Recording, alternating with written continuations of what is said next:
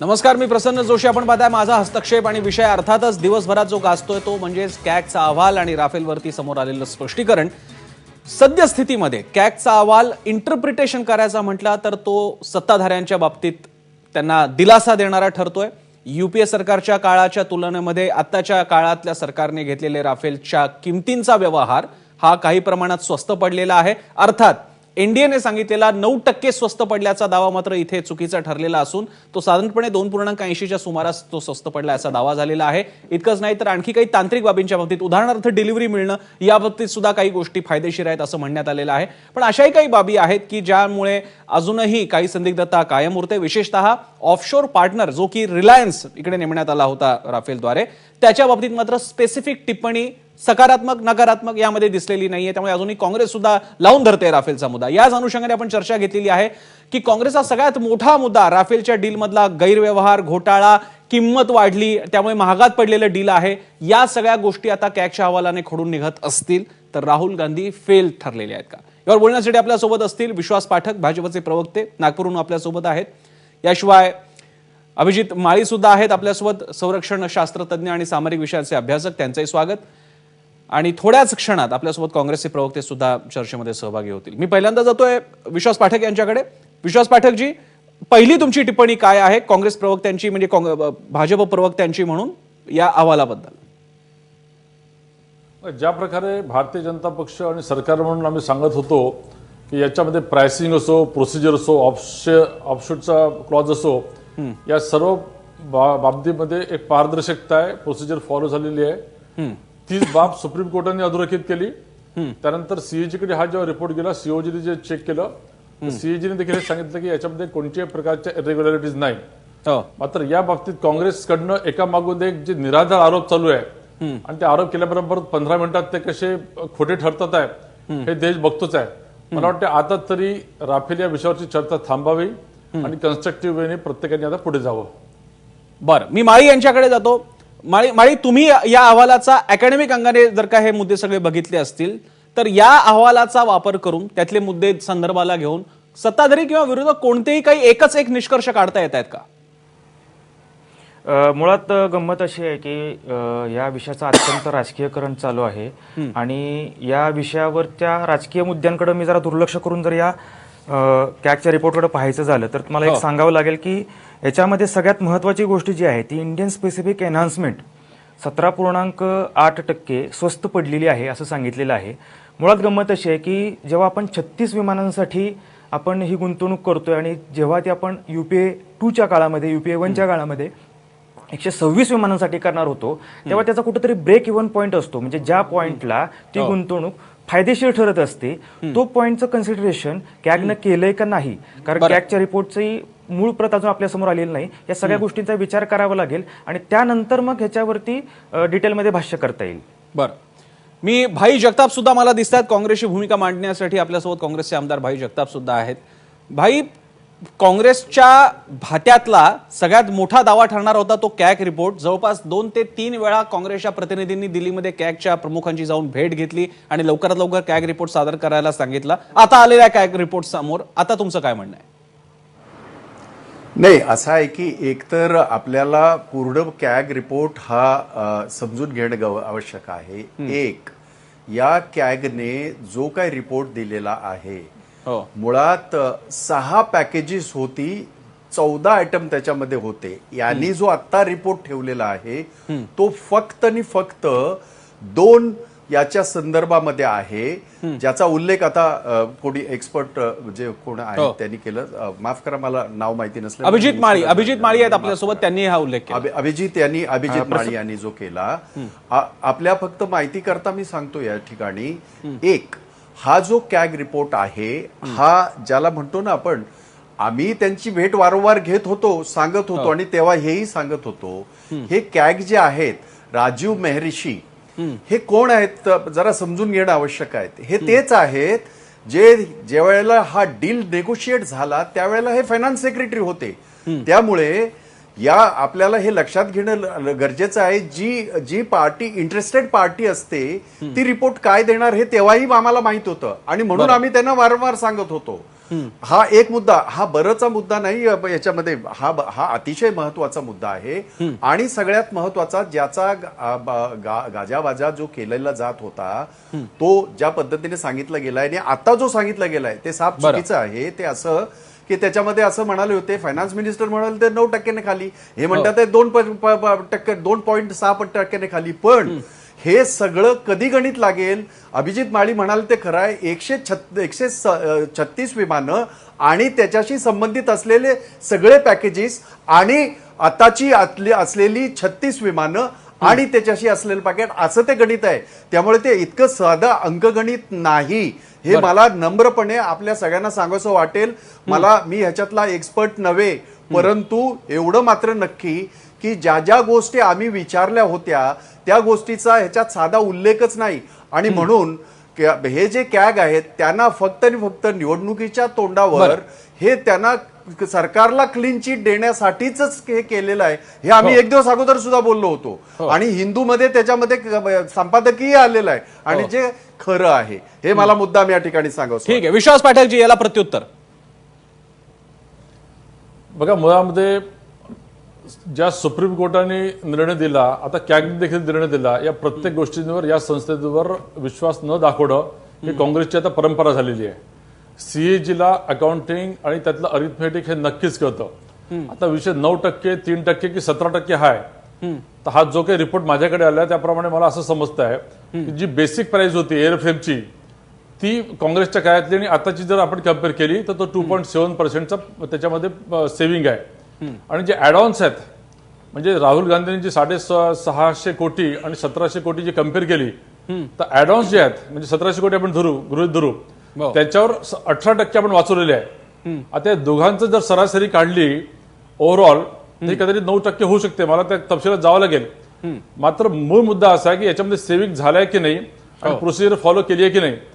मला असं वाटतं की सीएजीचा रिपोर्ट अजून आला नाही म्हणून हे काही कमेंट करणार नाही, मान्य आहे. मात्र सुप्रीम कोर्ट, आता बघा सीएजीचे जे कोणी आता आले आहेत त्यांना देखील तुम्ही एका विटनेस बॉक्समध्ये उभं करताय. बरं, सुप्रीम कोर्टाचे चीफ जस्टिस कोण आहेत? रंजन गोगोई आहेत, ते काही दीपक मिश्रा नाही आहेत.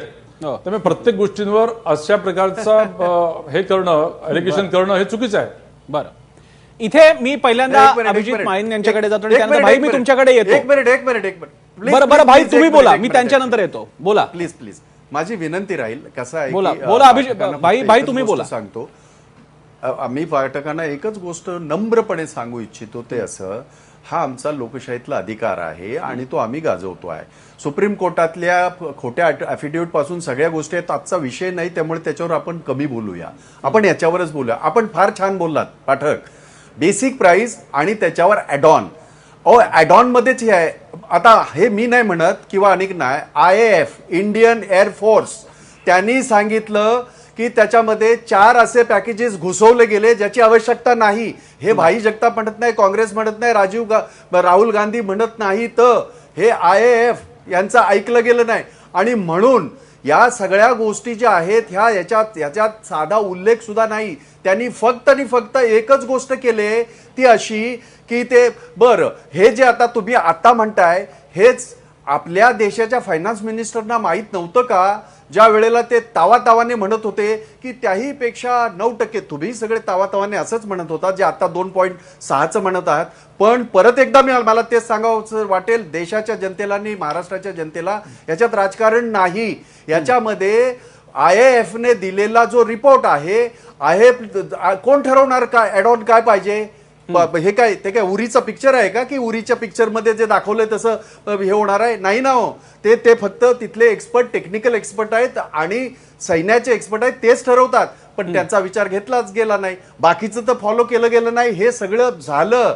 तुम्ही ज्या सुप्रीम कोर्टचा आधार घेऊन बोलत आहात त्या सुप्रीम कोर्टामध्ये खोटं अफिडेव्हिट फाईल केलं, हेही तुम्ही विसरू नका. आणि म्हणून याच्यामध्ये पारदर्शकता जी हवी ती नाही.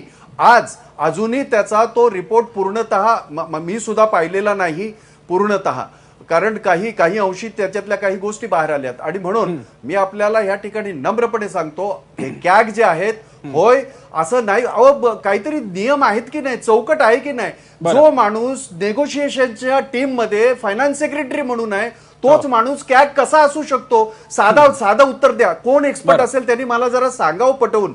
अहो साधी गोष्ट आहे, ज्याचा जर इंटरेस्ट क्लॅश होत असेल तीच व्यक्ती जर कॅग म्हणून क्लीन चिट देत असेल आणि ती आम्ही जर देश मानत असेल तर ठीक आहे, नम्रपणे मी भाई मी हे तिन्ही प्रश्न घेतो. मी एकूण 3 प्रश्न घेऊन पुढे जाणार आहे. एक, कॅगच्या प्रमुखपदी असणारी व्यक्ती जी याच सरकारच्या काळामध्ये एका विशिष्ट पदावरती होती ती कॅगच्या ठिकाणी असू शकते का आणि तिने दिलेला अहवाल निष्पक्षपाती असू शकतो का? एक. 2, राफेल हे विमान, हे मॉडेल, हे विमान हे केवळ भारताला दिलं गेलेलं नाही, जगामध्ये अनेक ठिकाणी दसॉल्ट एअर एव्हिएशन हे विमान विकलेलं आहे. दुबईला सुद्धा हे विकलं जेव्हा गेलं त्याची किंमत आपल्यापेक्षा सुद्धा कमी आहे. त्यामुळे प्राइस रेंज मधलं व्हेरिएशन हा भ्रष्टाचाराचा मुद्दा असेल का इनअप्रोप्रिएट अव्यवहार्य असण्याचा मुद्दा असेल? हा एक मुद्दा आपण चर्चेला घेणार आहोत. आणि तिसरा मुद्दा ज्याच्यावरती आपलं लक्ष ढळता कामा नये, जो काँग्रेसचा सगळ्यात मोठा मुद्दा आहे की याच्यामध्ये ऑफशोर पार्टनर म्हणून रिलायन्स कसं काय येतं, अनिल अंबानी डीलच्या आधीच कसे काय जातात फ्रान्सला, हे मुद्दे घेऊन आपण पुढे जाणार आहोत. आपण अभिषेक माळी यांच्याकडे पण जाणार आहोत आणि विश्वास पाठक यांच्याकडे सुद्धा जाऊयात ब्रेक नंतर. पाहत राहा एबीपी माझा.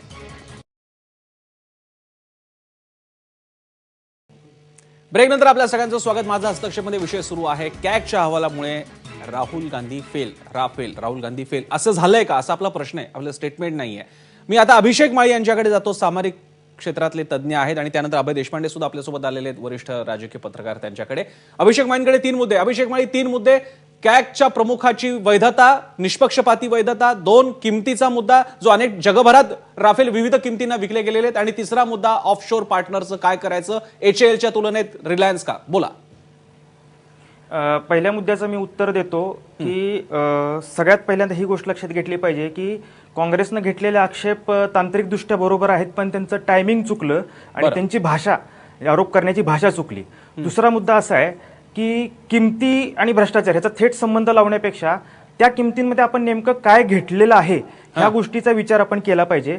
त्यानंतर मग आपण भ्रष्टाचाराचे आरोप करणे, राजकीयकरण करणे ह्या गोष्टीकडे गेलं पाहिजे. आणि माझ्या हातामध्ये एक डॉक्युमेंट आहे, ही रक्षा लेखा सचिवांच्या लेटर हेडवरची डॉक्युमेंट आहे. ह्याच्यामध्ये 11 ऑगस्ट 2015 रोजी म्हणजे मोदींनी 36 विमानांची खरेदीची घोषणा केल्यानंतर ऑफसेट पार्टनर साठी जे निवडीचे निकष आहेत आणि ऑफसेटची माहिती त्याची पूर्वपरवानगी DSA ला देणं अपेक्षित असतं, डिफेन्स ॲक्विजिशन कमिटीला देणं अपेक्षित असतं 4 ते 8 आठवडे आधी, अंतिम कराराच्या आधी. तर ते नियम जे होते, 2 नियम महत्वाचे आणि जे IGA साठी सांगितलेलं आहे म्हणजे इंटर गव्हर्नमेंट अग्रीमेंटसाठी, हे 2 महत्वाचे नियम या सरकारनं बदललेले आहेत. आणि एक सगळ्यात महत्वाची गोष्ट तुमच्या निदर्शनास आणून द्यावी लागेल की या कॅगच्या रिपोर्टमध्ये फक्त त्याच्या आर्थिक बाजूंचा विचार केलेला आहे. या कॅगच्या रिपोर्टमध्ये ऑफसेट पार्टनर बद्दल कुठलीही माहिती दिलेली नाही. त्यामुळं सरकारला क्लीन चिट मिळालेला आहे, हा फक्त प्रोपोगंडा चालवायचा आहे सरकारला, हे यातून स्पष्ट आहे. याच्यातला हा मुद्दा अभिषेकजी, आपण हा मुद्दा अभय देशपांडेकडे घेऊ जाऊया जो तुम्ही आता मुद्दा मांडला. कारण याच्यातला किंमत आणि ऑफशोर पार्टनर म्हणजे हे विमान बनवण्यासाठीचा एक तांत्रिकदृष्ट्या पुढाकार घेणाऱ्या कंपनीला नेमणे, जे दसॉल्टने नेमलं होतं रिलायन्सला, अनिल अंबानींच्या रिलायन्सला, त्याबद्दलचा जरी अगदी स्पष्ट उल्लेख नसला तरी काही मुद्दे त्याच्यात आलेले आहेत. मी त्यासाठी अभय देशपांडेंकडे जातो. अभयजी, मला वाटतं कॅगच्या संदर्भात हा अहवाल सगळ्या डिफेन्सच्या जे प्रोक्युरमेंट आहे त्या संदर्भात आहे आणि ओव्हरऑल जे फाइंडिंग आहे त्याच्यामध्ये त्यांनी सगळ्याच प्रोक्युरमेंटच्या बाबतीत एक सांगितलेलं आहे की याच्यामध्ये त्याला लागणारा विलंब. दुसरं कारण त्यांनी दिलंय की ज्यावेळेस टेंडर प्रोसेसिंग किंवा प्रोक्युरमेंट प्रोसेस सुरू होते त्याच्यानंतर त्याच्यामधले निकष किंवा गरजा बदलणे आणि एकच व्हेंडर ठेवून घेतलेली खरेदी या संदर्भात, आणि ती प्रोसेस पूर्ण बदलली पाहिजे, त्याच्यात सुधारणा झाली पाहिजे, हे ओव्हरऑल फाइंडिंग आहे टोटल डिफेन्स प्रोक्युरमेंट बद्दल. राफेलचा मुद्दा जिथे आहे, राफेलचं जे स्पेशल चॅप्टर आहे त्याच्यामध्ये जसं आता माळी म्हणाले की कॉस्ट एस्केलेशन याच क्लॉजवर सगळ्यात सर्वाधिक भर आहे. त्याच्यामध्ये कॉस्ट एस्केलेशनचे क्लॉजेस देताना 2007 आणि 2015च्या मध्ये काय फरक पडला, तर त्याच्यामध्ये त्यांनी 3 गोष्टी प्रामुख्याने दिलेल्या आहेत की त्याच्यामध्ये एस्केलेशन क्लॉज एक दिलेला आहे त्यांनी. त्याच्यानंतर जे आपण आधी 126 घेणार होतो त्यातले 18 फ्लाय अवे असणार होते आणि बाकीचे आपण बनवणार होतो. त्या ह्याच्यात दसॉलनी जे आक्षेप घेतले होते की HAL मध्ये जे एअरक्राफ्ट तयार होतील त्याची गॅरंटी आम्ही घेणार नाही, अशी एक भूमिका घेतली होती. या सगळ्या गोष्टीचा आणि बँक गॅरंटीचा मुद्दा, या 3 गोष्टीचा विचार करून आणि कॉस्ट एस्केलेशन गृहीत धरून ती आत्ताच्या कॉस्टमध्ये 2.3% का 2.7% एवढी कमी आहे असा निष्कर्ष काढलेला आहे. त्याच्यातल्या टेक्निकल स्पेसिफिकेशन या डिबेटेबल असू शकतात. म्हणजे कॅगच्या संदर्भातला अजून पूर्ण अहवाल जो आहे तो फाइंडिंग. मी जो प्रश्न इतरांना विचारला तो तुम्हाला विचारतो की या अहवालाला घेऊन जितमया कोणताही बाजू करू शकते का काँग्रेस काय भाजप? सगळ्यात मुख्य भाग जो होता ना की कॉस्ट एस्केलेशनला फक्त म्हणजे तेवढंच एक कारण नाही या किमतीच्या तफावतीला, तर जे आपण सिक्रेसीच्या नावाखाली आपण ज्या गोष्टी सांगत नाही आहोत त्या गोष्टी किमान कमिटी पुढे उघड झाल्या पाहिजेत, त्या केल्यात की नाही याच्यामध्ये स्पष्ट होत नाहीये. दुसरी गोष्ट जी आहे की परसेप्शन जे क्रिएट झालं होतं की पहिल्या दिवसापासून म्हणजे ज्या कॅगच्या आता सुद्धा कॅगने काही फार रिव्हील केलं अशा भाग नाहीये त्याच्यातलं सिक्रेसी, तर या गोष्टी पहिल्या दिवशीपासून ओपनली येणं शक्य होतं. मग त्याच्याबद्दल का लपवाछपवी झाली, त्याच्यामुळे मला वाटतं की संशयाचं भूत उभं राहिलं आणि ते परसेप्शन मॅनेजमेंटमध्ये आज मला वाटतं की ती अजून तशीच बाजू आहे, पूर्णतः क्लीन चिट मिळाली असं म्हणता येईल. भाई बोला भाई. नाही मला फक्त अभय देशपांडेंना एवढंच सांगायचं आहे, HALने केव्हाही असं सांगितलं नाही, हे मी म्हणत नाही. HALचे जे प्रमुख आहेत त्यांनीच म्हटलं होतं आणि ह्या सगळ्या PSU मध्ये आम्ही सगळे काम करणारे आहोत, आम्हाला माहिती आहे ते. त्यामुळे हे चुकीचं विधान आपण कृपया करू नये की HALने सांगितलं. उलट त्यावेळेला जे 36 विमानांची प्रोक्युरमेंट होणार होती त्यातली 18 तिथून येणार होती आणि 18 HAL बनवणार होते आणि उर्वरित सगळे बनवणार होते. काय आपण देशाला सांगतोय, काय राज्याला सांगतोय, ह्याचं थोडंसं भान मित्रांना असेल तर बरं होईल, देशाच्या दृष्टीने, काँग्रेसच्या दृष्टीने नव्हे. कॅग रिपोर्ट मधला एक मुद्दा भाई तुम्हाला सांगतो. करू द्या. नाही तुम्ही चुकीचं म्हणताय, तो मुद्दा मी कॅग रिपोर्ट मध्ये आहे तसा सांगतो तुम्हाला. देशपांडेजी पूर्ण करू द्या. भाई बोला. देशपांडेजी मला कंप्लीट करू द्या. त्याचं कारण असं आहे की यामध्ये आणखीन एक महत्वाची गोष्ट ज्याचा डेसॉल्टचा त्यांनी उल्लेख केला अभयने. याच डेसॉल्टने 2007च्या याच्यामध्ये एक क्लॉज होता आणि तो असा होता एस्क्रो अकाउंटचा क्लॉज होता. त्याचं कारण असं कुठलंही डील हे असंच असतं, त्याचं कारण ते शेवटपर्यंत त्याची सँक्टिटी, त्याची विश्वासार्हता पटेपर्यंत हे सगळे व्यवहार असेच होतात. हा क्लॉज इथे काढला आणि त्याच्यामध्ये डेसॉल्टने 25% जी काही किंमत असेल त्याची ऍश्युरन्स दिला होता, जो याच्यामध्ये नाही. हे महत्वाचं आणि आताच ह्याच्यामध्ये सांगितलंय. बरं, हे माझं नाही किंवा राहुल गांधींचं नाही. तिसरं महत्वाचं एक याचं फ्रेंच सरकारने कुठेही आतापर्यंत जेवढी आपण शस्त्रास्त्र जेवढी खरेदी केले म्हणजे वाजपेयींच्या काळात असतील किंवा कुणाच्याही काळात असतील, एक सोव्हेरियन गॅरंटी असते, ती अतिशय महत्वाची असते. ही सोव्हरेन गॅरंटी यासाठी महत्वाची, मग ते आपण रशियातनं घेतलेलं शस्त्र घ्या किंवा बाकीची जगभरातली, ही सोव्हरेन गॅरंटी फ्रेंच सरकारने रद्दबादल केले. यांनी त्याच्यामध्ये फक्त आम्ही तुम्हाला एक कम्फर्ट हे देऊ अशा पद्धतीचं सांगितलंय. आणि हे सुद्धा माझं वाक्य नव्हे. आपण हे प्रश्न घेऊन विश्वास पाटकांकडे जाऊयात. अभय देशपांडेंना पण बोलायचं, त्यापूर्वी छोटासा ब्रेक, त्यानंतर भाईचे मुद्दे घेऊन आपण पहिल्यांदा विश्वास पाटकांकडे जाऊ. ब्रेक नंतर पाहत राहा एबीपी माझा. ब्रेक नंतर माझा हस्तक्षेपमध्ये आपल्या सगळ्यांचं स्वागत. वेळ अतिशय कमी आहे, मी शेवटचे 2-3 मुद्दे घेणार आहेत. सगळ्यात महत्त्वाचा मुद्दा राहुल गांधींनी मांडलेला या कॅगच्या अहवालानंतर त्यांच्या पत्रकार परिषदेत. आधी आपण तो ऐकूयात, काय म्हणतात राहुल. डिमोलिश कर देता है. इस डील का सिर्फ एक कारण है, नरेंद्र मोदी अनिल अंबानी जी को 30,000 करोड़ रुपए देना चाहते थे. सवाल पूछिए. हाच आता काँग्रेसचा सगळ्यात मोठा मुद्दा आहे, कारण राफेलची किंमत हा तुलनेनं दुय्यम मुद्दा आहे, तो टेक्निकल स्पेसिफिकेशनचा मुद्दा आहे. सगळ्यात मोठा मुद्दा आहे की हे विमान, एक अतिशय महत्त्वाचं विमान बनवण्याची जबाबदारी कोणावरती, की ज्यांनी डिफेन्स क्षेत्रातला ओकाठोचा आतापर्यंतचा अनुभव नाहीये. मी हा मुद्दा घेऊन विश्वास पाटकांकडे जाण्यापूर्वी फक्त मगासचा राहिलेल्या मुद्द्याबद्दल नाही फक्त अभय देशपांडे भाई जे म्हणाले की HALच्या संदर्भात HALनी काहीच म्हटलेलं नव्हतं. त्या कॅगच्या रिपोर्ट मधल्या फक्त मी 4 ओळी भाई तुम्हाला वाचून दाखवतो की त्यावेळेस डेसॉल्टने काय सांगितलं होतं, की त्यांनी सांगितलं होतं की DA had refuse to provide guarantee for aircraft to be produced by HAL. पहिला मुद्दा. दुसरा, HAL had advise ministry to multiply the man hours quoted by Dassault aviation by 2.7.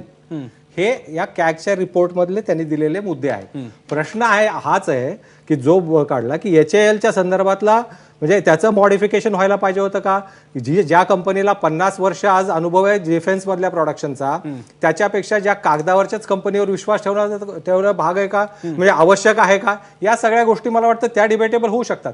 पण हे क्लॉजेस त्यावेळेस चर्चेला आले होते आणि कॉस्ट एस्केलेशनच्या बाबतीत ज्यावेळेस विचार होतोय त्यावेळेस याचा उहापोह झाला, ऑफसेट पार्टनरचा नाही. मी हा आता सगळ्यात मोठा मुद्दा जो राहुल गांधींच्या पत्रकार परिषदेत सुद्धा दिसला, मी विश्वास पाटकांकडे घेऊन जातो. विश्वास पाठकजी, प्राइस हा मुद्दा बाजूला ठेवूयात. हे विमान ज्यांच्या ताब्यात देणार आहोत, ज्यांनी हे बनवणं अपेक्षित आहे, HALच्या कार्यक्षमतेवरती सुद्धा दसॉल्टला काही आक्षेप होते, मॅन अवर्सचे आक्षेप होते, प्रोसेसचे आक्षेप होते. पण मग रिलायन्स का, अनिल अंबानी का, रिलायन्स का? याचं उत्तर अजूनही कॅगने पण दिलेलं नाही. त्यामुळे तुम्ही अजून स्वतःची पाठ थोपटून घेऊ नका. याचं उत्तर मी देतो. अभय देशपांडे जे म्हटलं ते सुप्रीम कोर्टाने देखील अधोरेखित केलं की HAL बरोबर डील का होऊ शकलं नाही.